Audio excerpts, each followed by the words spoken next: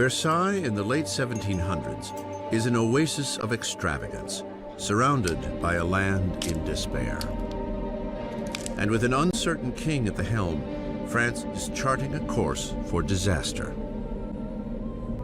After 19 years of marriage, Louis has sired 4 children. Yet as a king, he remains impotent.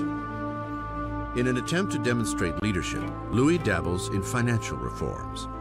But his misguided interfering burdens the poor with heavy taxes, while the nobility pay hardly at all. With the economy in shambles, the banks force Louis to hire a finance minister, Jacques Necker. An enlightened thinker, Necker is popular with the people in a way that Louis can only envy. Necker urges Louis to call a meeting of the traditional representative body of the kingdom, the Estates General.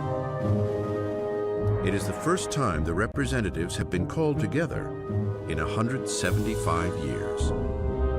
France was politically organized in something called the estates. The first estate was the clergy, the second estate was the nobility, and the third estate was everyone else. May 4th, 1789.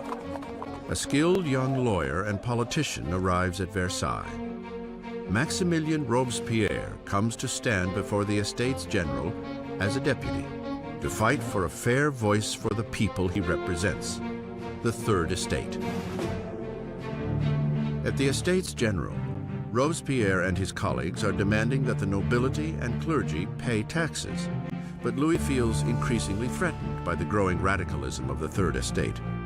Then, on June 20th, after a 6-week deadlock, the deputies arrive to find that they are being silenced. The deputies declare themselves a new National Assembly, the true representatives of the people of France.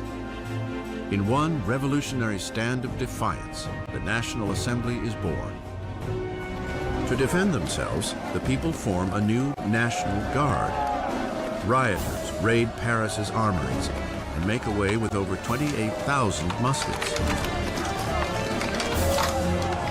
The only thing missing is gunpowder, and the people know just where to get it. In the center of Paris, there looms a massive stone dungeon, notorious as a symbol of feudal rule, the Bastille.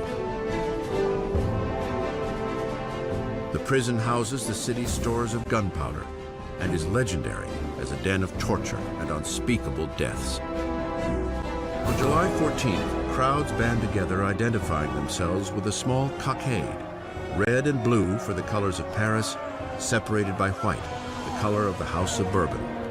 The tricolore is born. From the feverish crowd, a voice cries out, "To the Bastille!"